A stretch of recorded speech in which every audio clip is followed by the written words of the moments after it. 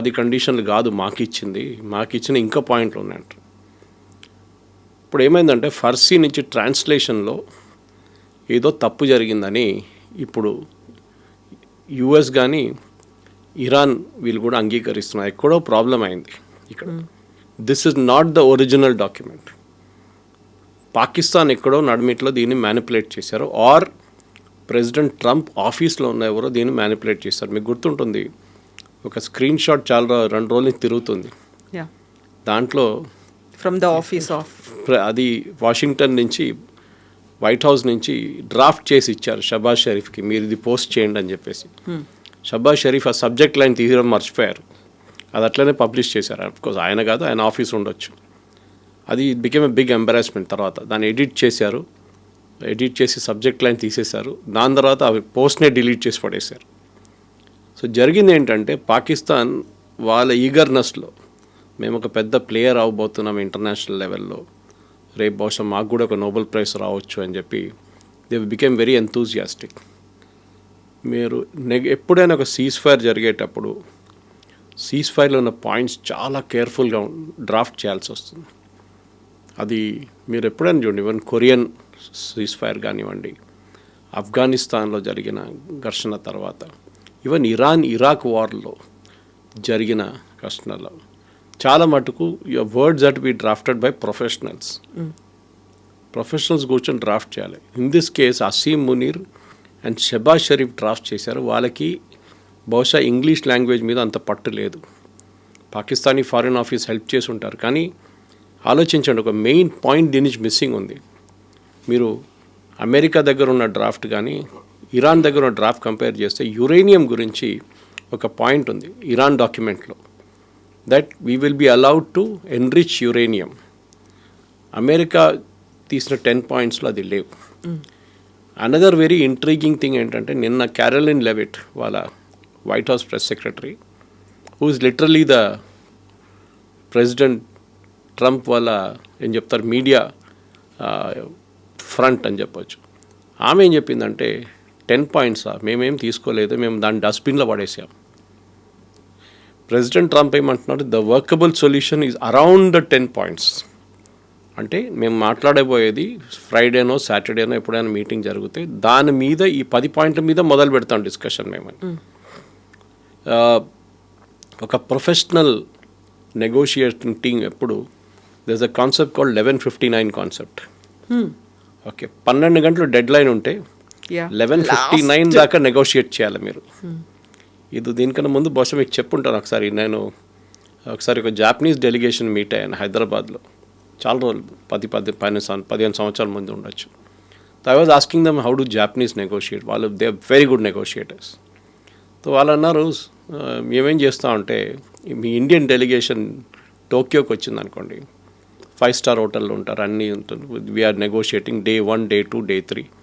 మేము ఫస్ట్ ఏం చెక్ చేస్తామంటే, వాళ్ళు ఏ రోజు వాళ్ళు చెక్అవుట్ చేస్తున్నారు, ఏ రోజు వాళ్ళ రిటర్న్ ఫ్లైట్ ఉంది అని ఫస్ట్ చెక్ చేసుకుంటాం. సో డే 1 నుంచి వీళ్ళు negotiate in very soft manner. కానీ డే 3 రాగానే, డే 3 ఎండింగ్ వాళ్ళు చెక్అవుట్ చేసి నైట్లో ఫ్లైట్కి వెళ్ళాలంటే అప్పుడు వాళ్ళ టెన్షన్ పెరుగుతుంది, అవుతుందా కాదు, డెస్పరేషన్ వస్తుంది. ఎందుకంటే రిటర్న్ వెళ్ళి ఇండియాలో వెళ్ళి ఏం చెప్తారు, వాళ్ళు 3 రోజులు ఇక్కడ ఉన్నాము, ఇంత ఖర్చు పెట్టాము, డిడ్ యూ మేనేజ్ సంథింగ్ అంటే నథింగ్ అంటే then they will get slotted.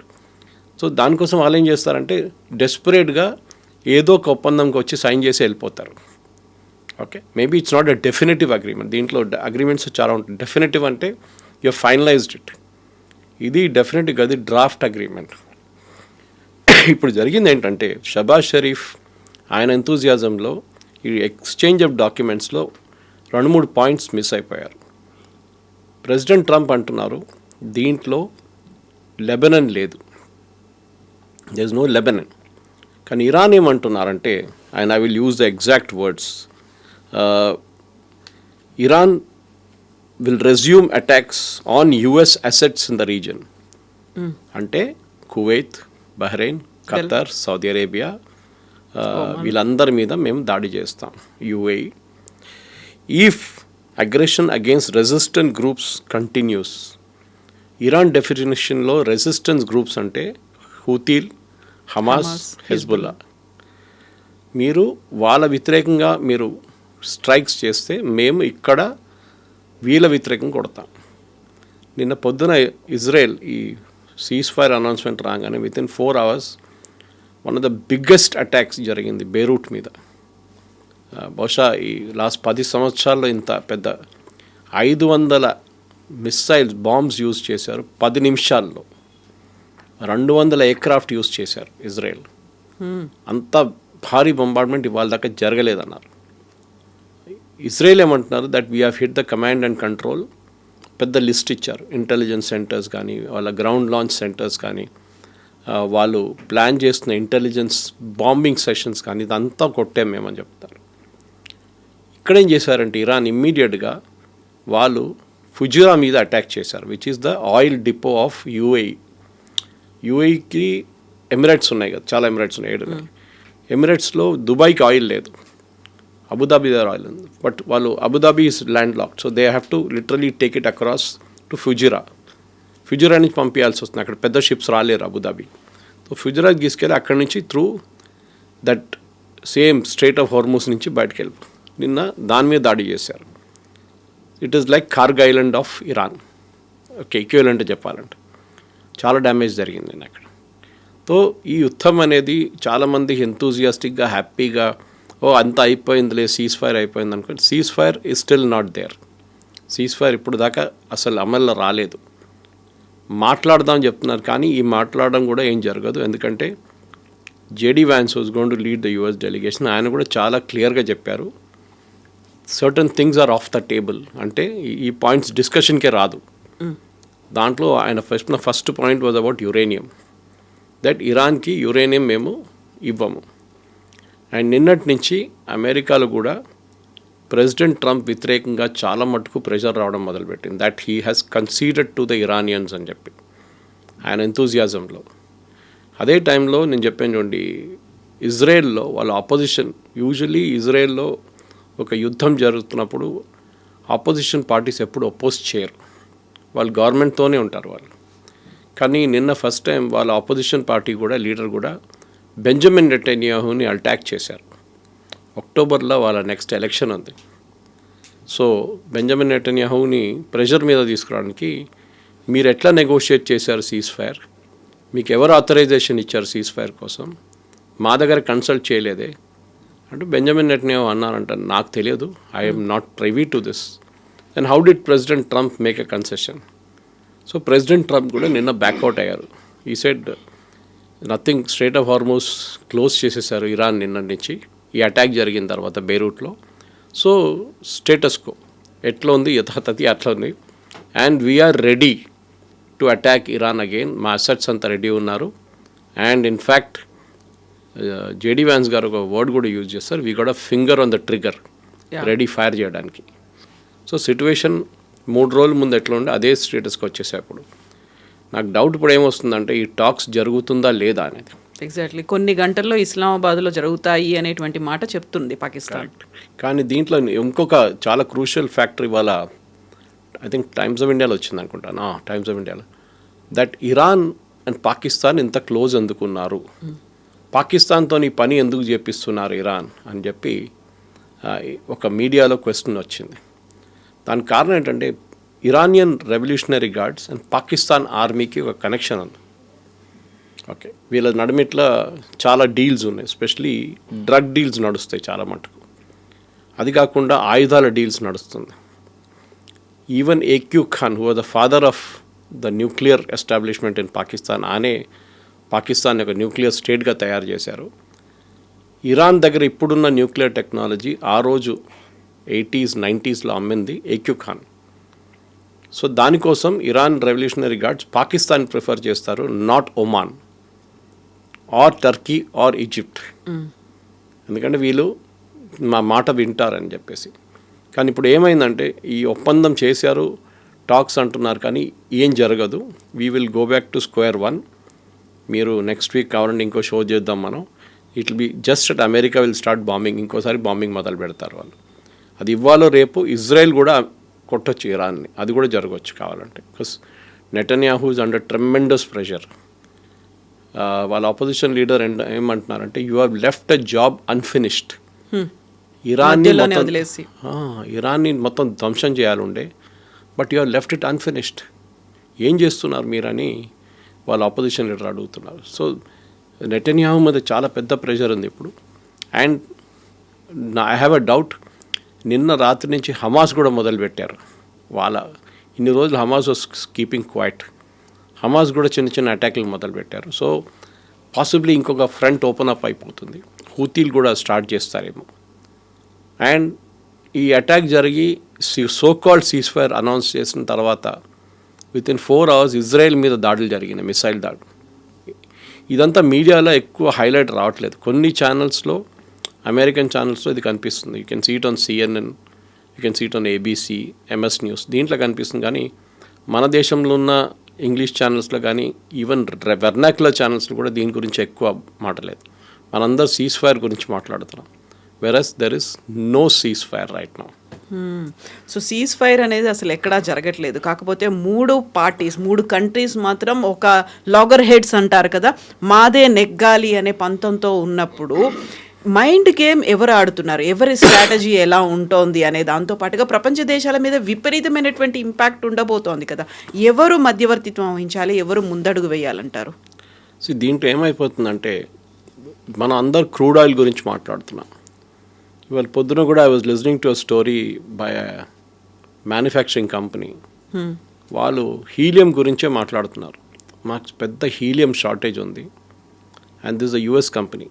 And health care sector, semi conductors, ప్రతి దాని మీద, ఈవెన్ ఆయుధాలు, US ఆయుధాలు తయారు చేయడం స్లో డౌన్ ఎందుకు అయిందంటే హీలియం లేదంట. And one of the countries which maximum helium produce చేసే కంట్రీ ఖతార్. వాళ్ళ హీలియం ప్లాంట్ మీద కొట్టారు ఇరాన్. సో దేర్ హీలియం ప్రొడక్షన్ ఆగిపోయింది. చూడండి, వాళ్ళు కూడా ఎంత స్ట్రాటజీగా కొట్టారు ఇరాన్. ఎందుకంటే ఈ ఆయుధాలు తయారు చేసే దాంట్లో చాలా మటుకు హీలియం యూస్ చేస్తారు. So that is also out now straight away. సో మీరు ఇది ఎప్పుడైపోయిందంటే ఈ సీజ్ ఫైర్ డీల్, మీరు హార్మూస్ ఓపెన్ చేస్తే సీజ్ ఫైర్ మొదలవుతుంది అన్నారు. ఇంగ్లీష్లో అంటారు, you stop shooting first, then the cease fire, then we will stop. ఎవరు షూటింగ్ ఫస్ట్ స్టాప్ చేస్తారు? మీరు స్టాప్ చేస్తారా, నేను స్టాప్ చేస్తారా? అది ఎవరు క్లారిటీ ఇవ్వలేదు. ఇది ఎందుకంటే again the problem is professional negotiators రాలేదు దీంట్లో. PLO అండ్ ఇజ్రాయెల్ దీనికన్నా ముందు I think it was Jimmy Carter's time, Yasser Arafat and was it Shimon Peres or Menachem Begin, వీళ్ళిద్దరిలో ఎవరో ప్రధానమంత్రి ఉన్నారు ఆ టైంలో. వాళ్ళు ఒక ఒప్పందానికి వచ్చారు, పీస్ అగ్రిమెంట్. మీకు గుర్తుంటుంది, that is the first time PLO recognize చేశారు ఇజ్రాయెల్ని, that you have a right to exist. Nobel Prize వచ్చింది వీళ్ళ ముగ్గురికి దాంట్లో. సో అట్లాంటి ఒక ఒప్పందం రావాలంటే యూ నీడ్ ప్రొఫెషనల్ నెగోషియేటర్స్. వీళ్ళు ప్రొఫెషనల్స్ ఎవరిని యూజ్ చేయట్లేదు. ఆసారి ప్రొఫెషనల్గా అమెరికన్ గవర్నమెంట్ వైపు నుంచి స్టేట్ డిపార్ట్మెంట్ ఆఫీషియల్ చాలామంది పనిచేశారు. ఈజిప్ట్ వైపు నుంచి కూడా చాలామంది పనిచేశారు అప్పుడు. Very good. I think it was Anwar Sadat ఆ టైంలో, ఆయన టీంలో ఉన్న ఎవరో పనిచేశారు, చాలామంది పనిచేశారు. అది ఇప్పుడు జరగట్లేదు కవిత గారు. That is a major issue. మనం ఒక బ్రాడ్ పారామీటర్స్లో మాట్లాడుతున్నప్పుడు కూడా ఫైన్ పాయింట్స్ చాలా ఉంటుంది. ప్రతి ఒప్పందంలో చిన్న చిన్న points are very very important, crucial అవుతాయి. అది బహుశా ఈ అగ్రిమెంట్లో రాదు అది. ఎందుకంటే the moment you involve Pakistan and వాళ్ళ army, they cannot handle it. Pakistan వెన్యూగా పెట్టుకోండి మీరు కావాలంటే, but the team should have been negotiating team should have been different. Anyway, ఇప్పుడు షబాజ్ షరీఫ్ అంటున్నారు ఇవాళ పొద్దున, మేమిచ్చిన ఒప్పందంలో, మేమిచ్చిన కాగితంలో ఈ లెబనాన్ ఉందంటున్నారు.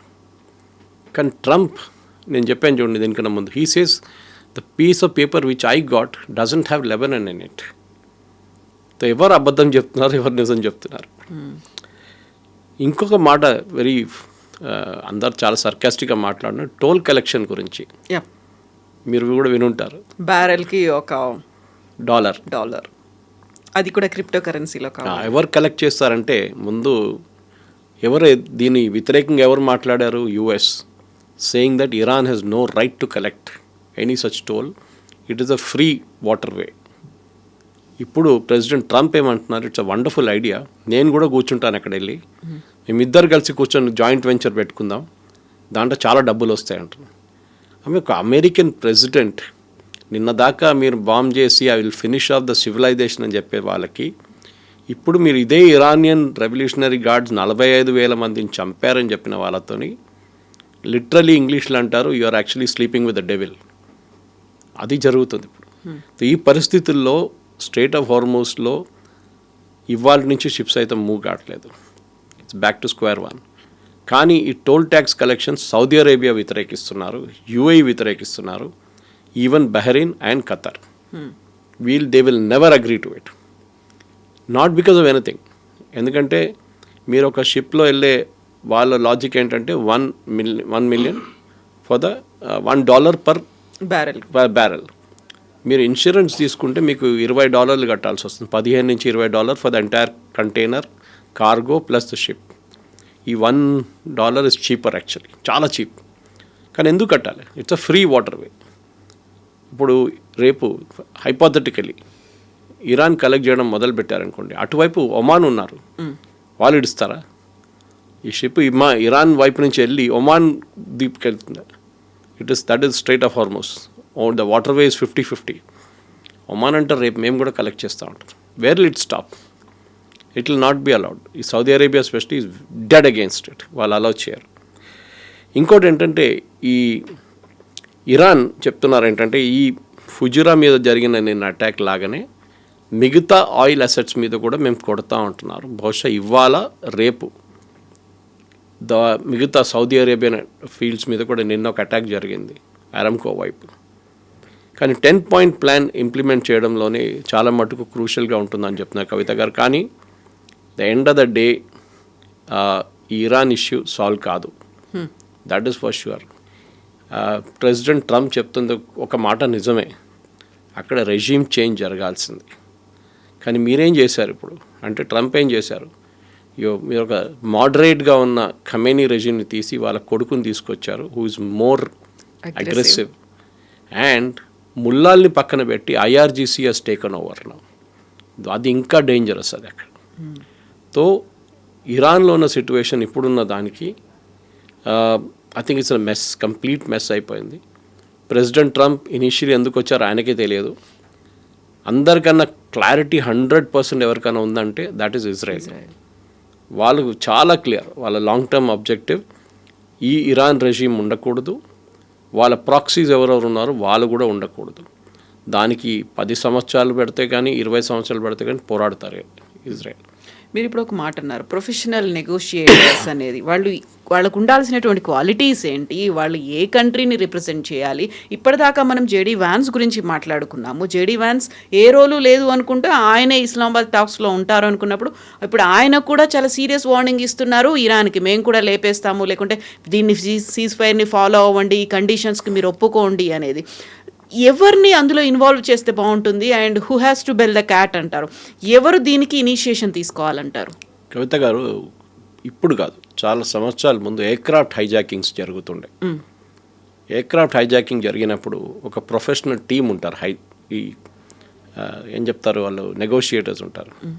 వాళ్ళు హైజాకర్స్తో మాట్లాడతారు. No this is very very dangerous, ఇది ఏం లేదు, దిస్ ఇస్ ఓపెన్ రూమ్లో నెగోషియేట్. అక్కడ ఒక ఎయిర్క్రాఫ్ట్ లోపల కాక్పిట్లో వందలాది మంది ఎయిర్క్రాఫ్ట్లో కూర్చున్న వాళ్ళు కాక్పిట్ లోపల ఒక పైలట్ తల మీద గన్ పెట్టి హైజాకర్స్ మాట్లాడుతున్నారు. మీరు వాళ్ళని కొంచెం ప్రొవోక్ చేస్తే they will shoot the pilot. కొంచెం ప్రొవోక్ చేస్తే లోపల గ్రెనేడ్ వేసేస్తారు, ఎయిర్క్రాఫ్ట్ మొత్తం పేలిపోతున్నారు, 200 మంది చనిపోతారు. You have to constantly keep speaking. వాళ్ళని కూల్ డౌన్ చేయడం అనేది చాలా చాలా ఇంపార్టెంట్. ఇప్పుడు ఇరాన్ కేసులో అదే, ఇరానియన్ టీమ్ని వాళ్ళ foreign minister is a very very sensible person, కానీ ఆయన రావట్లేదు అంటున్నారు. వాళ్ళ స్పీకర్ వస్తా అంటున్నారు. He is also better than Mustafa Khamenei. మాట్లాడడంలో చాలా మెచ్యూర్గా మాట్లాడతారు. కానీ వాళ్ళకి కావాల్సిన, మీరు చెప్పినట్ల వాళ్ళ వైపు నుంచి కూడా ప్రొఫెషనల్స్ కావాలి వస్తుంది. ఇప్పుడు జేడీ వ్యాన్స్ వెళ్తున్నారంటే it is not JD Vance who's going alone.